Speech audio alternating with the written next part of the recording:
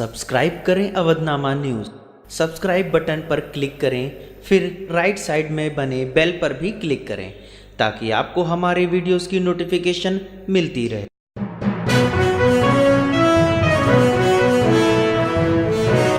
रायबरेली के डीह थाना क्षेत्र के परशदेपुर चौकी क्षेत्र के जगतपुर गांव के पास एक नहर में शनिवार की सुबह एक महिला का शव मिलने से हड़कंप मच गया। पुलिस ने शव को पोस्टमार्टम के लिए भेज दिया है।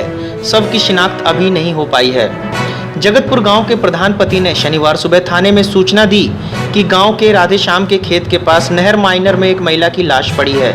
सूचना पर पहुंची पुलिस ने बताया कि मृतक महिला की उम्र करीब 25 वर्ष लग रही है। शव 6 से 7 दिन पुराना है।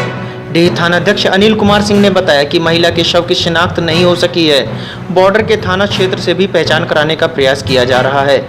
उधर गांव में शव मिलने से ग्रामीणों में दहशत व्याप्त है। लोगों में तरह तरह की चर्चाएं हैं।